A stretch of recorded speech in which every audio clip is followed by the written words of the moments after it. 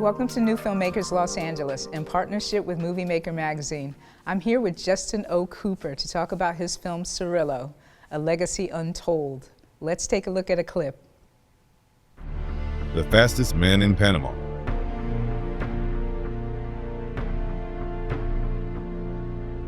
A record setter, history maker, and freedom fighter. His story is a legacy untold until now. Cirillo, a legacy untold now on the International Film Festival circuit. Visit CirilloMcSween.com for updates. Justin, welcome. I'm eager to talk to you about your film. So tell us, what was the inspiration for this film? I mean, when did you come across this story? How did it come to you? Well, this story came across to me doing some brand content work. I was doing work for New York Life Insurance, and Cirillo McSween was the first African American hired by a major insurance company in 1957, it being New York Life. And the work that I was doing with them was with their African American market unit, and they really championed Cirillo, especially during around the time of Black History Month. So I learned of him 2019, had never heard of him before, and with my journalism background, I'm naturally curious.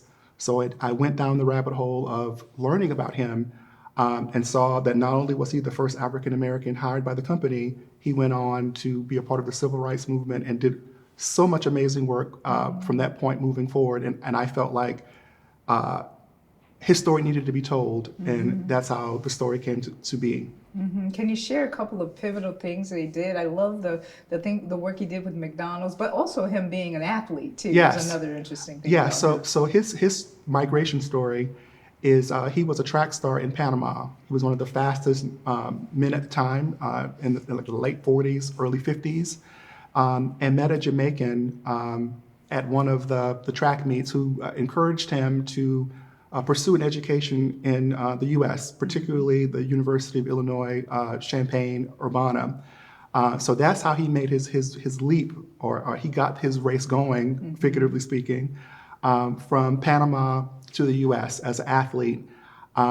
And he was a big track star during his college years and really wanted to get into insurance. And in the 1950s, there were various jobs that were limited to African Americans, insurance being one of them. And he had professors that thought he was a great student, but said, you're going to have a challenge doing this. But he was determined, and he hitchhiked from rural Illinois to New York City to go to New York Life to get that journey going. And he used that as a springboard to take his experience to be a part of the civil rights movement, partnering with Dr. Martin Luther King and Reverend Jesse Jackson. And they did amazing work during the civil rights movement. So Cirillo was also involved with the Southern Christian Leadership Conference.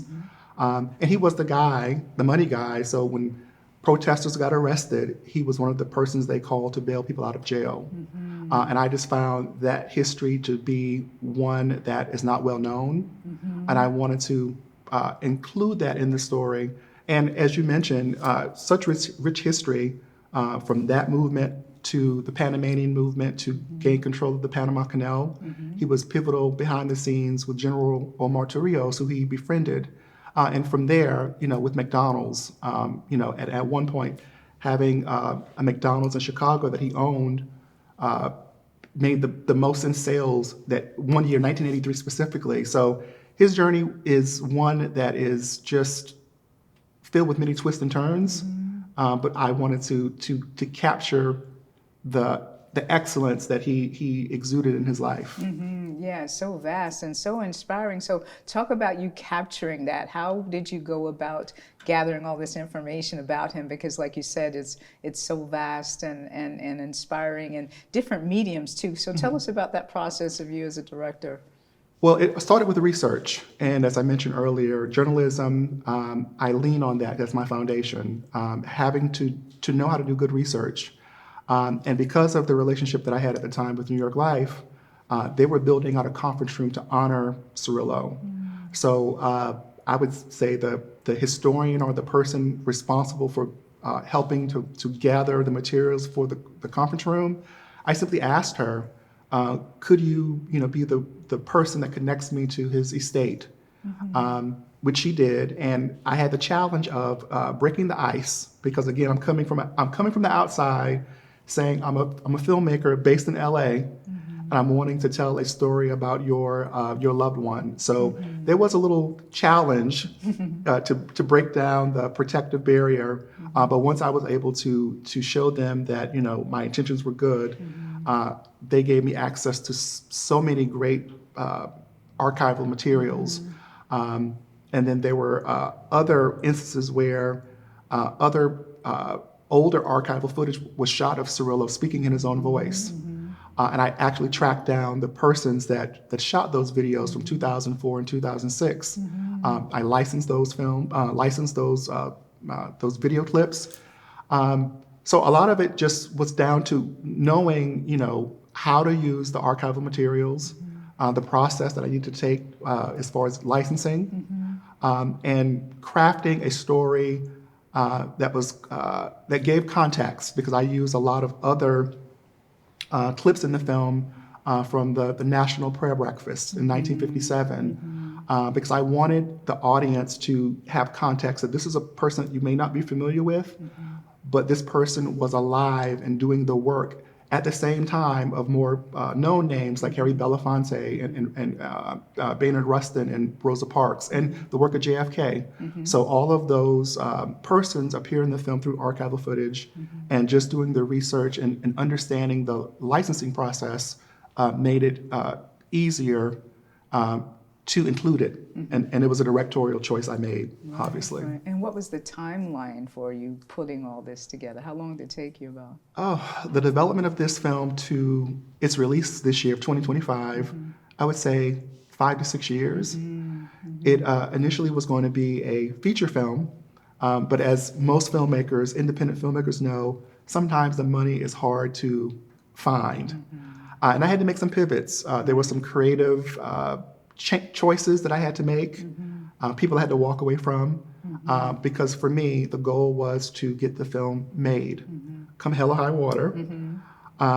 So I would say 5 to 6 years of like really active development, but when things really came together, I would say end of 2024, December, and I probably assembled the film in a span of 6 weeks. Oh, wow.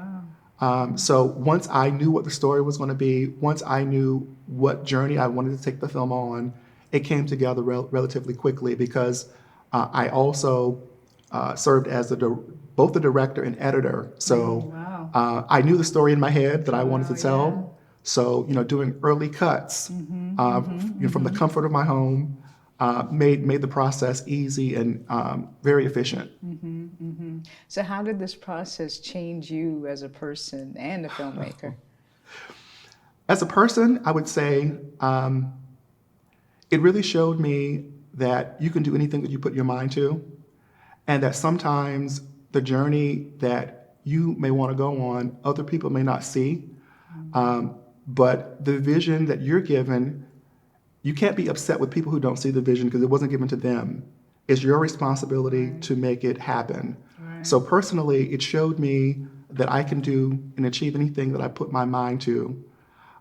Professionally, it allowed me, in all the years of experience that I've had, coming from a personal assistant to a production assistant, working on music videos and behind the scenes on other projects, supporting other people, it allowed me to put all of that experience into practice, into making this, because as an independent filmmaker, like me, I had to not only produce, I had to direct, I had to edit, I had to write.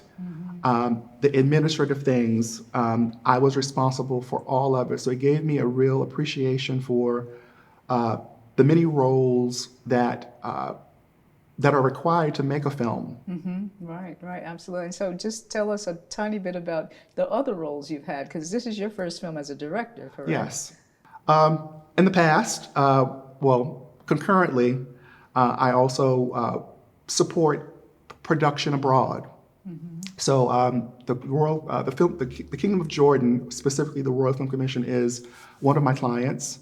So I am responsible for promoting the Kingdom of Jordan, connecting them to Hollywood. So projects like Aladdin, the live action, The Last Star Wars, Episode 9, Dune Part 1, to the last season of SEAL Team.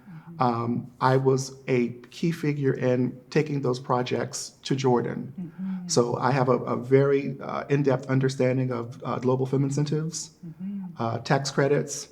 So that is a part of what I do outside of the film that I just made. And my background, coming from Atlanta, when Atlanta was really the hub for production, I was at a very popular location. So projects from What to Expect When You're Expecting to Ride Along, all shot on location, and I was the point of contact for making the logistics happen on site. So all of that, as I mentioned, played a role into my understanding of how to make this film. So I just believe that everything that we do prepares us for the next thing, and that there's no experience that we have that is wasted. It all matters, and it all will come into focus at some point, as it did for me in this film. Absolutely, absolutely. So thank you so much for coming in to talk to us about this really inspiring film. So where can we follow you and find out more about the film and other things that you're working on? Well, you can check out the updates on the film at CirilloMcSweenDoc.com. Okay. All updates will be posted there. And you can follow me on social media. My social media handle is Justin O. Cooper on both Facebook and Instagram. All right, well, great. Thank you so much, Justin. It's a great pleasure to meet you. Thank you.